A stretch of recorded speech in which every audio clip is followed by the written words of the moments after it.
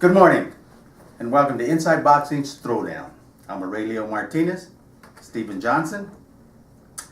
This week we have in one of our segments we have a special guest on the line. We have Mr. John Brown from USA Boxing. Okay, we're here to address the highly topic that's been going out on the internet for the past week or so, talking about the Ringside tournament being canceled, and we all know that we had tons of people in the United States that look forward to this tournament every year. So we're going to try to clear up the air. Everyone's kind of been seeing the one side from Mr. Doug Skeens of the Ringside tournament itself, and very little on the side of the USA Boxing. So we do have Mr. John Brown on the line. So hopefully we can get a little bit of both sides so that you, the public, will be able to kind of get a complete grasp on the issue. Mr. Johnson, I know we got Mr. John Brown on the line, so what do you think about this whole issue? Well, first I want to thank you, John, for coming on the show with Aurelio and myself, and taking time from your Easter Sunday morning. I know we've got a lot of folks that are watching this today, and they want to hear your side of this controversy. I know the Ringside tournament, Doug Skeens, the CEO of Combat Brands, put out a statement last week that was very critical of you and the decision that was made. And when you called me and asked for the opportunity to share with everyone exactly how the decision was reached, I thought that was a great idea. So John, if you'll go ahead, and the floor is yours. Good morning, boys. Happy Easter to everyone. Well, first of all, when I became president of USA Boxing, it was my goal and objective to finally service our members. I'm a coach. I've been coaching for 52 years. That's my love and my passion. You didn't really get into the politics of the sport, but as you know, you get sucked in. You see things that are not being done right. You see a lack of customer service, a lack of respect for the coaches in the sport, and that's how I became an LBC chairman. Eventually was on the board and eventually became president. And my one and only goal is to serve members and to give this sport the value that it we have a valuable product, and we're not giving it away free anymore. So our board of directors, which is all made up of boxing people, as is our offices, our administrative staff at USA Boxing, we like to say that boxing is finally run by boxing people, not a bunch of administrators who don't know anything about the sport, maybe don't care about it. We've had 11 or 12 executive directors in the last 10 years or something. I mean, it's been a never-ending, unstable situation, and we think it's pretty stable now, and we've done a lot of great things for the sport. Now, I know we have a little controversy with the Ringside World Championships, and but please remember where this came from. I started the tournament. It was my idea because as a coach, I was doing the USA Boxing tournaments. I wasn't being treated with any kind of respect, and I decided to set a tournament where every question I answered with a no, but yet we answered the question with yes. Let's see if we can do that, and let's make this tournament a customer-friendly tournament. That's why it's so successful, because that's what we did, and we did it very successfully. But recently, with USA Boxing's new mindset that we're not giving away our product anymore, because it's not fair to our members that pay their membership fees and sanction fees and produce the revenue that gives us the ability to pay our staff in Colorado Springs and also do all our different programs. I mean, we put on 4 national tournaments every year, the JOs and the 2 qualifiers and the national tournament. Each one of those tournaments costs over $150,000 to put on. It's not a very, it's not, those are things people don't think about because they're not involved in it. And so therefore they don't know about those things. But running this sport is very expensive, and as I'm repeating myself again, we're not giving away our product anymore. So the board of directors analyzed our sanction fee process and came up with a new formula in which the people who are involved in boxing and put on shows such as myself paid the same sanction fee we've always paid. That didn't change at all.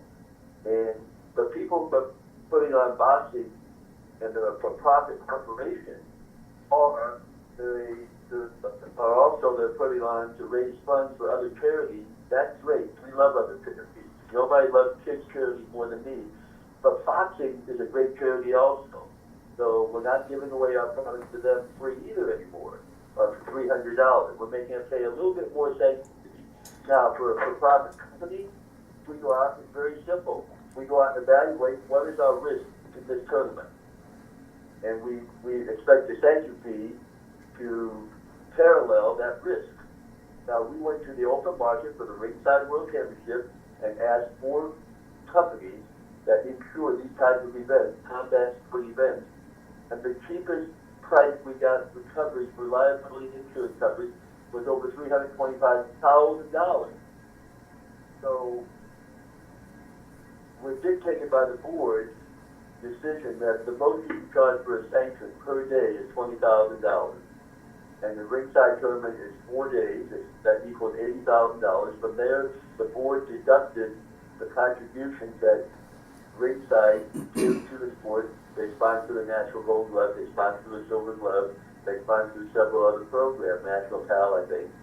And they do a lot of good work. We subtracted that value of that donation from the $80,000, came up with a $45,000 figure. Now, I realize there's a lot of sticker shock with that, but they're a for-profit corporation. I know what the purpose of that tournament is. No one would know. I know the financial aspects of that tournament, and they decided for their business model that they could put the tournament on this year. All of this was pretty well documented by an email sent out by our executive director to everyone on March 23rd.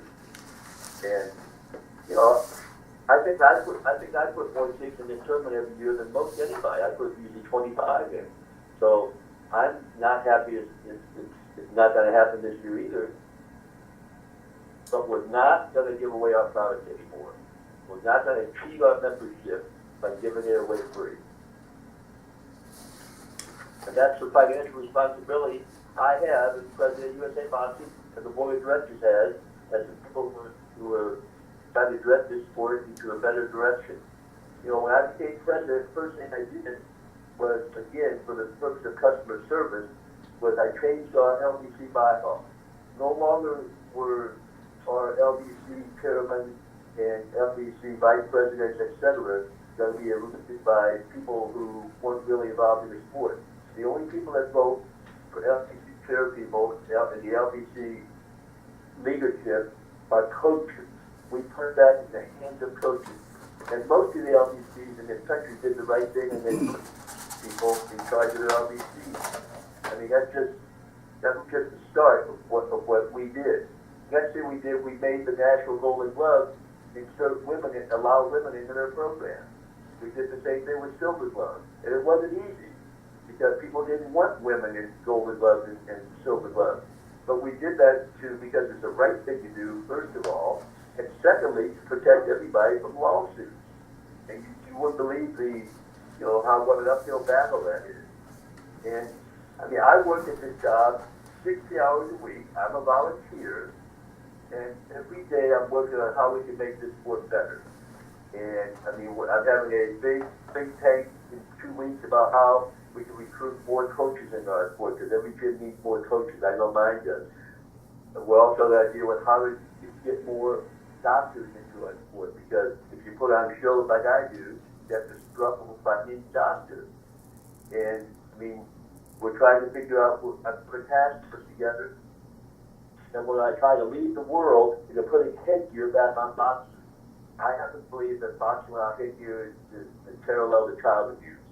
You could have sent some boxers overseas to Poland and Bulgaria. We had 3 or 4 of our boxers got cut. One of them just looked like I could wear an axe. These are the things that we're trying to do in USA Boxing, and not everything is always well received by everybody. That's just the nature of life in America, in a free society. But I think in the end, people will find things will work out. So more than likely there'll be a tournament next to replace the ringside tournament if they, don't want to step up their plate and do their fair share. Well, John, let me ask you a question first, and that's, has USA Boxing ever charged a sanctioning fee of $45,000 or more to anyone putting on a boxing tournament? Well, of course not, because no private corporation has ever put on a tournament like the Ringside World Championship, in which you have over 1,000 bouts in 4 days. You've got boxers from age 8 to 80, and the liability exposure obviously is tremendous. That's why these companies that insure these events told us would be between $300,000 and $400,000 to insure it. So could you? USA Boxing is willing to take some of that liability risk and risk some of that, but we're not going to take all of it. We're not going to try give a $300 sanction fee to a for-profit corporation. Well, my understanding was that, and correct me if this is not true. My understanding was that Ringside had incorporated a 501c3 status for the world tournament. Is that not true? Well, what they try to do is they try to be a group member, and that's a process. You have to apply for membership, you have to be approved by the board. You have temporary status for 2 years until the board can exactly see what the purpose of that 501c is and whether in fact is being utilized the way it is. But the group members we have who have gone through that process are the Golden Gloves, National PAL,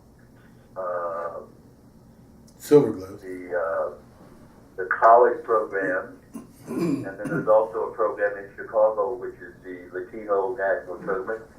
Now they haven't been approved as a group member yet, but they have a temporary status right now. It's a process. It's something you do in 1 day or 1 week or 1 month. Okay, and your and a solution to a problem. If you and could, all of those organizations, their whole purpose is to benefit amateur boxing, not to make a profit. I got you. But if you could explain, just maybe in layman terms, what's the formula you use to come up with the dollar amounts? Because I imagine now, probably PAL and Golden Gloves are going to have to pay a sanctioning fee, and you'll adjust it according to what? Actually, our group members pay a lower sanction fee than everyone else. That's the benefit of being a group member. Okay. And the formula used by the board of directors of USA Boxing was based on risk management. It's all based on what is the risk involved. Now, we are more than happy to subsidize, which is what we do. If a person puts on a normal 15-bout show, if you go on the open market, it costs between $600 and $1,000 to insure that show. USA Boxing charges $300, and then the LBC tacks on whatever they want to charge. In my LBC, we tack on $25 to run our LBC. So it's $325 for that sanction.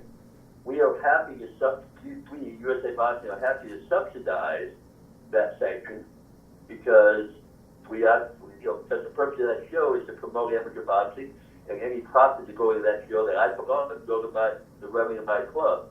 I never make any profit because we give away good awards and we have to pay for people to come into town, etc. And most people don't make much profit on their shows, but they put the shows on to get their boxers, the needed experience they need. Right. And so we haven't touched that. That will never happen. There will never be a conversation about that. But when people want to come in and use our product, which is our sport, our boxers, our coaches, and they want to make money on it, then I have to pay. We're not giving away a prop table. We have a valuable product. Okay, John. You have to start understanding that. John, this is Aurelio Martinez, and I understand what you're saying, and you make reference to you're not giving away your product. You've made reference to that phrase a few times now this morning. My question is, is Ringside, what they do every year is a big tournament for not only the kids but for all amateurs in the United States. And lately, people have been coming in from outside of the United States because it is such a big tournament. Now, you mentioned the insurance where it costs $300,000. Are the people that are watching and listening in to understand that USA Boxing has actually paid $300,000 in the past to insure the ringside tournaments? No, of course not. Of course not, but it's part of our $1 million liability policy that we pay to cover these events. And if there's an injury, which obviously there's a better chance of injuries when you have 1,000 bouts in 4 days, with some of the people boxing being 75, 80 years old, then our insurance, which members have to pay, that's what, about 50% of our income that comes from members with their registrations and their sanction fees, etc., pays for our insurance. And if we have an incident, a privately financed a tournament that's put on by a private corporation, if there's injuries, then our health insurance is going to go up, and the risk, and it's all based on risk management. The risk of somebody getting hurt at a show that I put on with 15 bouts is 100 times less than with a show that you have 1,000 bouts in 4 days with people in their 60s, 70s, and 80s, for Christ's sake. And Ringside has the problem with Ringside has sticker shock because they're used to having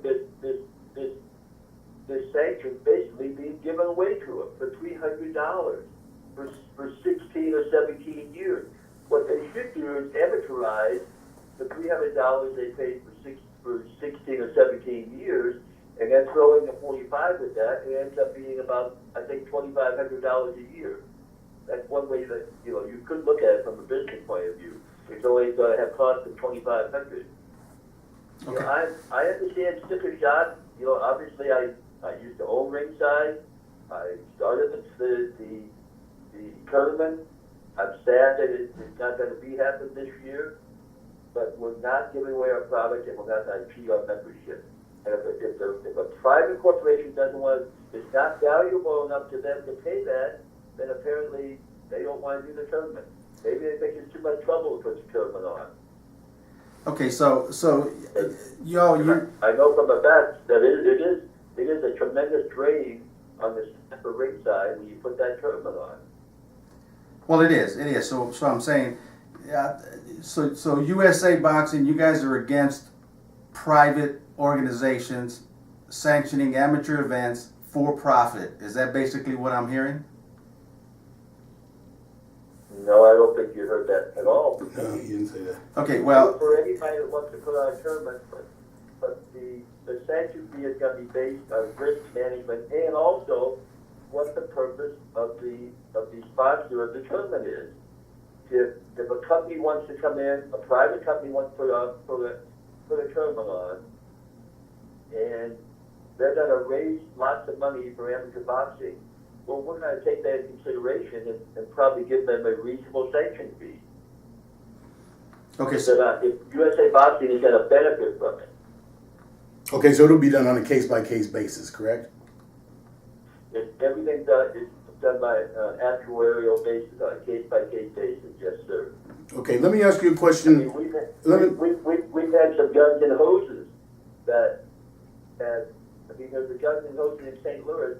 Last year, they netted, not retail, not brought in, but netted $700,000, and we wanted to raise their sanction fee. Now, we know their money goes to great causes. We wanted to raise their sanction fee to $5,000, of which half of that would have gone to the local LBC, and they refused to do it. They turned their guns and hoses into a pro show. And you know what? I'm glad they did, because now USA Boxing and its membership doesn't have to deal with that type of liability exposure. So we know what guns and hoses is. The guys in their 40s, 50s, and 60s who have trained about 3 weeks sometimes. And so there's a great risk of somebody getting hurt. if somebody gets hurt and sues USA Boxing for $25 million, then USA Boxing has, and its membership has a huge problem.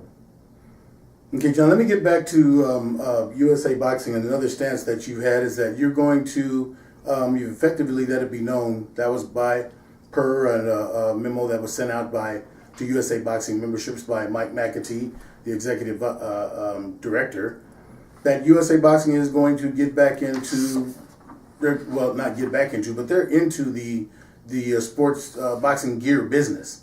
Now, it appears to a lot of people that you getting back into the boxing gear business, you having owned Ringside, you know the boxing gear business, that it looks like is leading down the path of forcing anybody out of the boxing gear business as far as USA Boxing membership is concerned.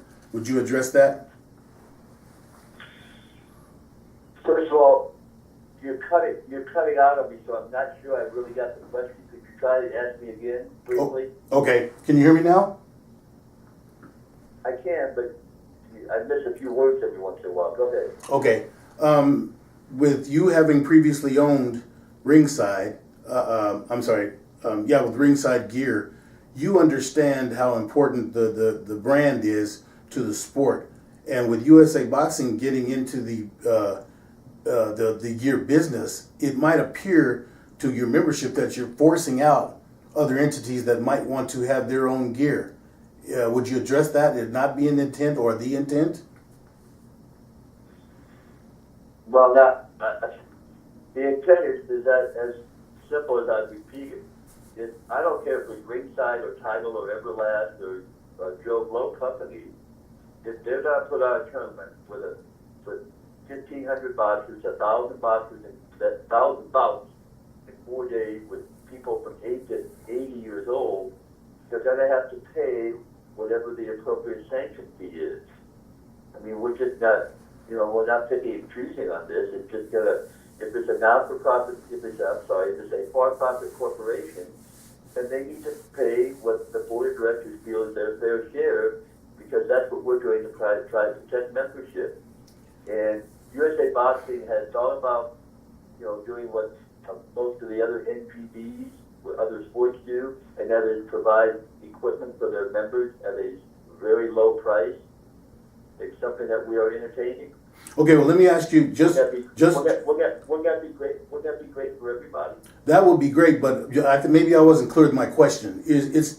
I'd like you to be very specific to the USA Boxing membership that USA Boxing intent is not to preclude anyone else from selling their gear. It's just that you want to have USA Boxing, your prices, like you said, will be competitive, whereas they would want to have USA Boxing gear instead of Title or any other gear. Correct? Okay, I'm trying to understand the question. Is it our intent to not allow other people to sell equipment? Basically, that's it. Basically, in a nutshell. Well, we would obviously, it's a free market. We have no control over that. Mm-hmm. Nor will we have any intention of, competition is great. Okay, that's what I wanted to hear you say, just so everyone knows that you're not precluding any competition. You actually encourage that. That's a good thing. The next thing was, I think Title sponsors many tournaments. And, yeah. At those tournaments, all of the officials are USA Boxing officials. At those tournaments, all the coaches are USA Boxing coaches. Mm-hmm. All of the, boxers are based on, of course, registered with USA Boxing. So, I mean, we're in favor of helping anyone that can promote the sport, but underline, we're not giving away free anymore. Okay, I think you've made that clear. Let me get back to Ringside one more time. There's a poster going around, John, that I think you're probably aware of, that said, it didn't mince any words, that you had already, well, not you, but USA Boxing had already penciled in a tournament that they were going to do in the dates of that was already set aside for Ringside. That makes it look like this was all predetermined before the word actually got out. I know you had told Well, I'm you. not sure how that. Yeah. I'm not sure how that happened, but you can't argue with the facts. We are not putting on a tournament this fall during Okay. the Ringside World Championship. Okay, that's what I wanted all the membership to hear. There will not be a tournament done then during that ringside tournament. Doug Skeens himself has said he hopes to come back next year, and you just said that you hope they come back next year also. So negotiations will be in process for that, and hopefully that happens. Aurelio, did you have another question for Mr. Brown? No, I'm just wanting to see how this plays out. I mean, obviously, to the membership and the people out there viewing now, the whole focus of amateur boxing in the United States is to promote amateur boxing, the kids as well as adults that are in the amateur game. Ringside tournament was by far the largest and has become the most popular out there, and it's a shame that it has to come to this, to where they feel they can't put the show on because of the sanctioning fee that has gone upwards in price. Well, let me just say something, John, if I may. Yes. You know, I believe in America. In America, if you want to do something bad enough, you do it. Okay? You don't sit around like a victim and complain about it. You just do it. Now, when I put a big show on Kansas City, I can't do it by myself. I go out and get sponsors to help me. Okay, if Ringside really wants to put this on, perhaps they should go out and try to get some sponsors to help them. I mean, that's not my business. That's not, not my job to help them do that. But if you really want to, when I really want to do something, I do whatever I got to do to do it, And that's the same thing that they need to practice. It's they could put on, all kinds of fundraising things, maybe to raise funds for this. I don't know, but if they're a for-profit corporation, and we're not giving away our property, but the top of me say that, but I just think sometimes everybody's not listening to that. And the members who are listening, we're doing this like we do everything for membership. If you've gone to a recent USA Boxing tournament, you'll see it's a different tournament. It's no more like it was 2 years ago, where it was inconvenient for everybody, where the service was not even a thought by anybody. Mike Mackey and his staff is number one on their list is customer service. How do we make these tournaments customer friendly? How do we make them accessible? How do we make sure the first thing we go out and barter with hotels to make sure we get low rates, usually $69, $79 rates. We make sure they go in there for breakfast. All those little things that people just take for granted. But that's what we do. We make sure the venue is very close to the hotel. We don't want people to have to rent cars and do all that kind of thing. We're moving our national championship probably next in 2019 and above to Las Vegas, because it's convenient for everybody to get there and everything's cheap out there. We're constantly working. Everything is about customer service, because the membership of USA Boxing, in my opinion, was neglected for the last 20 years. Well, John, let me ask you this. I'm supposed to be happily retired right now, and doing nothing but play with my grandchildren, and I have to find time to squeeze them in, and I'm not a victim here. I'm doing what I love. But I just want people to know that myself and many other people, I've got consultants, we got a board of directors, and the staff are all working for members. This is not like it used to be, the old USA Boxing. So we've got boxing people running boxing for our boxing people, for our membership. Well, let me say this. When you mentioned a minute ago, you said, mentioned the word convenience. I heard nothing but complaints about the JOs being in West Virginia as being inconvenient. We had coaches that were saying it cost between $700 and $800 to get their kids there. I couldn't catch all that. You talking about being inconvenient in West Virginia? Yes. I couldn't agree more. You know why we're there? Because the previous administration under Anthony Bartkowski made a 4-year agreement that we couldn't get out of. We used all of our lawyer power to get out of that, but we couldn't get out of it. Because and this will be our last year there, and we will not be going back there because it's too inconvenient for our customers and for our membership. Exactly. That's good to know. That's good to know. I just want to thank you, John, for coming on and hopefully clarifying some things for your USA Boxing membership. I know it's Easter Sunday, and I know you got plans like all of us do with our families. But once again, I want to thank you for coming on. I have to let you know, I just got a text from Mike Rogers, your National Vice President of the Silver Gloves, who's contending that you are wrong on most of the things you said this morning, and he wants to have an open debate with you. If that's something you'd be interested in. Well, that sounds like Michael Rogers, and he's still smarting from the fact that we made the Silver Gloves, do this wild thing, this crazy thing called allow girls and women into their program. They said it would never happen, it would happen over their dead body, and we said it will happen. And it did happen, and I guess he's still unhappy about that. He needs to get over it. Well, hopefully we can get you guys on together and have a lively debate. If that's something that at some point will work into your schedule, I'd love for it to happen. I think we'll probably... Well, I'm not sure I can get my IQ down that low, but we'll try.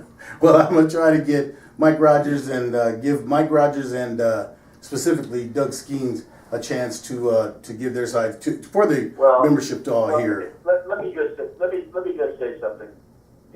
I didn't mean that to be offensive. Michael Rogers is a good friend of mine. I know that. He and I have been friends for years. He's a great kid. He's a young man. He's got a great family, and he's a boxing guy. Okay, I don't know why he, has to be, have some of the thoughts that he has. I know he's not happy that we forced them to allow women in silver gloves, but we did that for two reasons. One, obviously, it's the right thing to do, for God's sake. Those of us that train boxers would much rather train girls than boys anyway. They're easier to coach. They're not so hard-headed. And number two, all we did was protect everyone from lawsuits. You can't exclude females from any program nowadays. Why would you want to? And if you did, you're going to court. And why they don't understand that, I'll never understand. But anyway, enough of that. Thank you guys for what you do. I appreciate it. Thanks for joining us, John, and I'll be in touch. Thank you, sir. Thank you very much.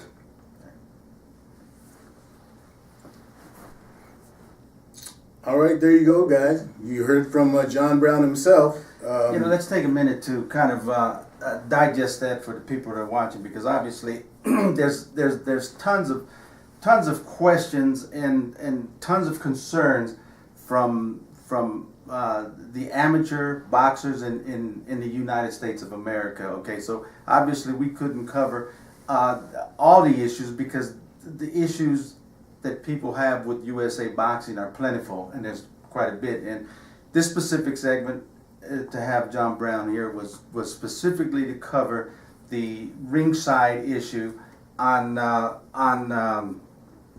why the tournament was canceled, and basically everything surrounding that. Now, let's talk a little bit while we got the audience on what you got out of this, and I'll give my take on what basically I got out of this, and we'll let the viewers decide what they got out of it, and we'll eventually, after we get through these issues, we'll have a podcast where we will field calls coming in from the general public to give us their views and their concerns and stuff. But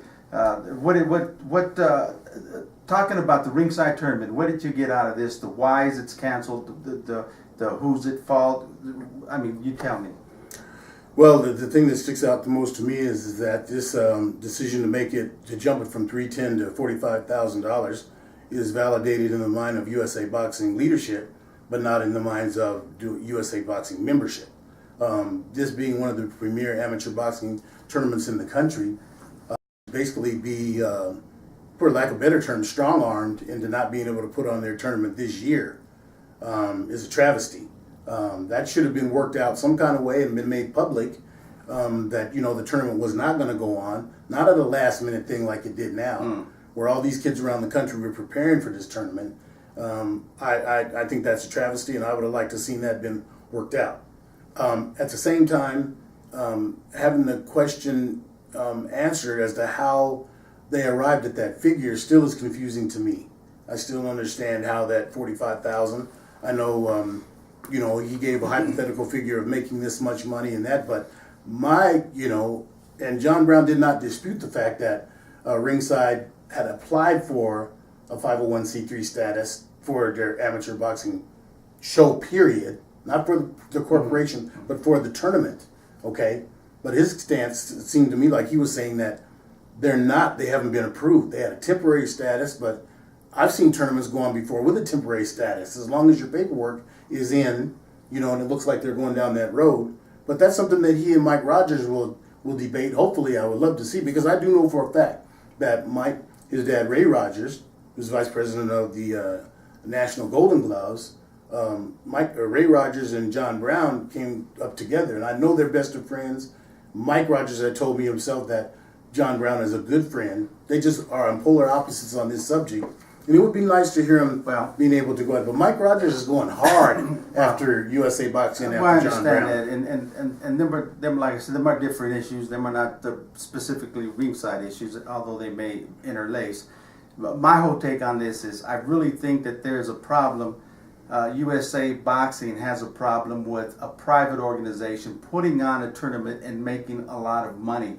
And the problem I have with that is, what business is it of USA Boxing whether another company, private or nonprofit or whoever, puts on a successful tournament and makes a lot of profit? That's why you do shows. That's why you put on shows. You don't put them on to lose money. I mean, you put them on to make a profit because they're out profit, and you put them on. Now, obviously, if they were doing something wrong, I feel if they were doing something wrong and it was basically a bad thing for the amateur boxers in the United States, then obviously people would not attend.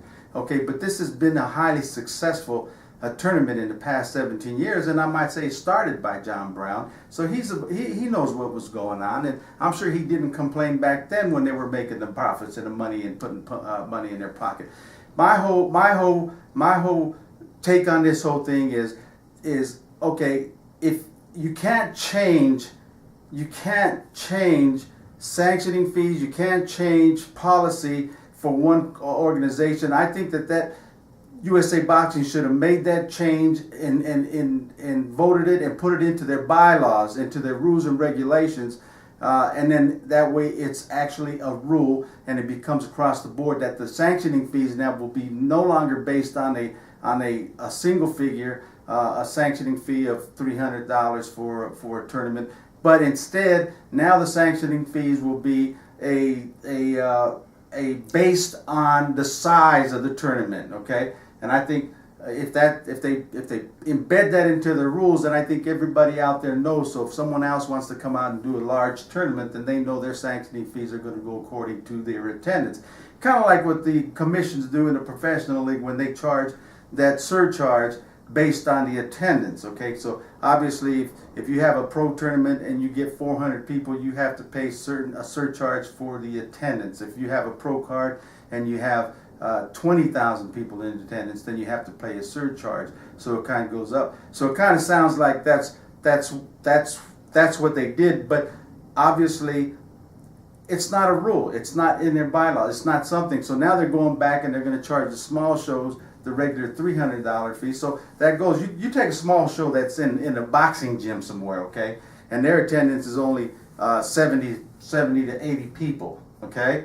So what are they going to do? Are they going to end up charging them $50 for the sanctioning fee? I mean, there's something wrong with the entire picture, okay? And well, when you say there's something wrong, what do you mean? Well, because you can't just pick a large tournament like Ringside and say, okay, for you, you're going to have to pay based on what you're profiting. He didn't say No, he didn't say that, but we know darn well, and everybody out there knows darn well that they know that Ringside is making a lot of money on this tournament, and that kind of didn't set right with them. He said that any organization that wants to put on a boxing tournament, and they're not a member of USA Boxing, that he feels and the board feels that they should be paid by a sanction that is some kind of way, and I still don't know what the formula is, but they want to have a formula where they pay more than what membership pays. Okay, well, you can't just come out with that figure during the ringside. You have to think it out and put it into your rules and regulations. And Well, they can do that, but like I said, I still said Well, they at the need to do beginning that. I don't like the way this happened, the way it went down, but I see that, and I would have to agree. Now, if you want to take it to another level, we talk about the WBC and WBA. No, Wait a minute. we're talking about amateur hold here. up. We're I'm talking about about amateur. sanctioning fees. How do they arrive at the amount for their sanctioning fees? We've seen pro boxers say, I'm not going to pay that sanctioning fee because it's not worth it. One guy might have to pay $300,000. One might have to pay $1 million. How they come at the sanctioning fee? Well, I would like to have that embedded in my brain for don't USA know. Boxing. I don't know. Okay, but I will tell you that whatever their sanctioning fee schedule is part of their organization. It's in their rules and it's in their bylaws. They're not making it up as they go along. Okay, they're not making it up, and they're not isolating different organizations based on what they've done in the past. Okay, so that doesn't hold any water. What I'm saying is the biggest difference in amateur boxing in the United States and you call the professionals is you cannot throw a tournament in here without an amateur tournament without the sanctioning. I mean, you can, but you have to get a sanctioning for the USA Boxing because they strong arm. Okay, obviously, if Ringside was to try to do this tournament without a USA Boxing sanction, then I guarantee you, USA Boxing will come in there and threaten and start suspending members from attending that. So they'll block it. I know because they've done this in the past. Okay, so what I'm saying now is they have to sit down at the table and put together what they want to put out there in the public's mind as far as what the rules and regulations and what the rates are going to be for different tournaments, and it shouldn't come into a big surprise. I'm just saying that it was obviously wrong what they did. They didn't try to work it out, and they did put that flyer out that they were going to have the tournament the same week of the Ringside tournament. And he disputes that. And well, I got the flyer. And I the said flyer's it's out there. The Everyone flyer's saw it. out there on the internet. John Brown says that Okay. flyer was not put out by them. Okay, So you'll have a chance. Mike Rogers says he has proof that it was put out by them. We'll get to that next week if we have Mike on the show or whenever we have Mike Rogers on the show. But as far as knowing, like I said, if you are of the opinion that any outside entity should be able to put on a show and make a tons of money, and your own words, you said it doesn't matter how much money they make. The sanctioning fee should be set and they can make as much money. I disagree with that. Why? I disagree. Because if the purpose is to continue to promote amateur boxing, that's what you have to do. Promote amateur boxing. What? If someone is, if your intent is to make money. No, we're talking about sanctioning fees. That's so you're right. saying they can just pick a sanctioning fee depending when you put in an application for a show, that they can evaluate and charge you what they want to charge? Is that what you're saying? That's exactly what I'm saying. Whatever that's totally wrong. No, it's you not. have to have No, a it's set not. fee. You have to have a sanctioning fee. No, you don't. And that's what it is. No, God, they look have at a formula. this guy. They have a formula. If they have a No, it's not a formula, formula because then you're they have a picking and formula. choosing and you're opening the door to shut the door on certain people you don't want to have an event, because you'll be able to say, okay, well, your event's going to cost you $45,000. Your event's going to cost you $300. Your event's going to cost you $50. depending on what your organization is, like I said, it's none of their business clear, what they do once it's in clear, their show. They you're should be able to missing my run this. point. No, You're I'm not missing my missing point. your point. You cannot tell someone how to run their tournament. But you then sanction them. You don't have to tell me Yeah. that. You don't have to. If you don't want to pay the sanctioning fee, you can go and do your own thing. It's cut and dry there. I wanted to be clear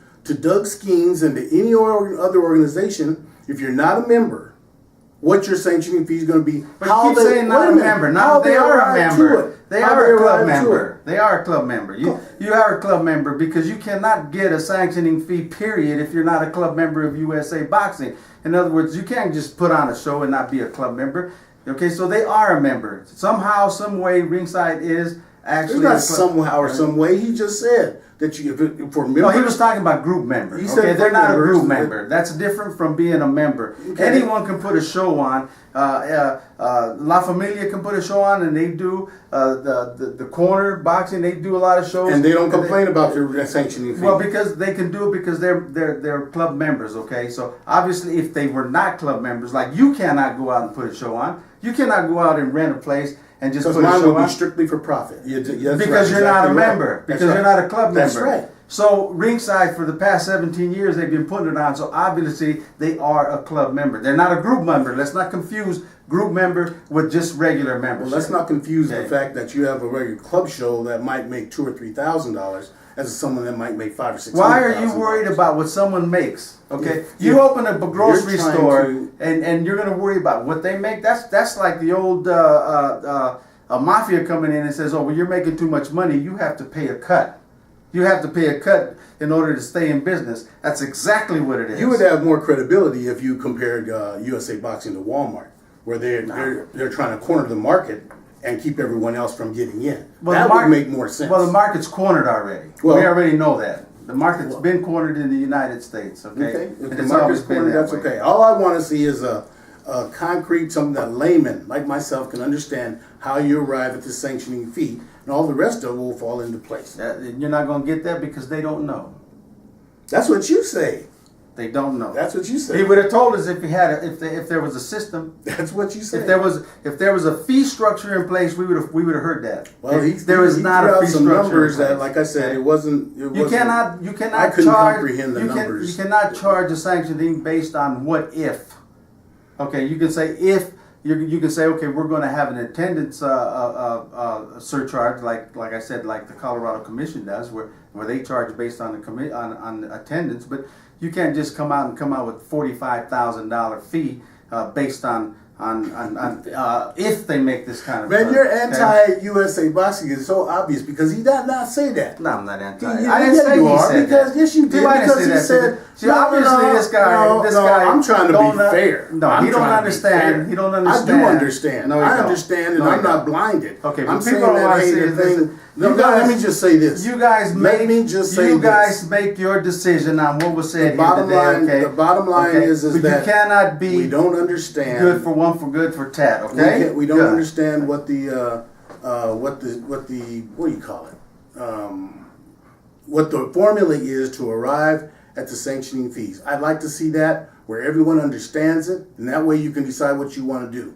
It looks like that you're using the past for Ringside. He said specifically they made X amount of dollars. There was another show that John Brown referenced that they made $700,000. So their sanctioning fee was going to be this and that. Not if you're a first-time show and you say, oh, well, we anticipate we might have 1 million people there, so okay, your sanctioning fee. No, it's going to be, he said it, that it would be relative to what has gone on. But anyway, we just wanted to have today a chance for John Brown to give his side of what USA Boxing was. Whether you like it or not, he did that. And we'll be back in a second and go with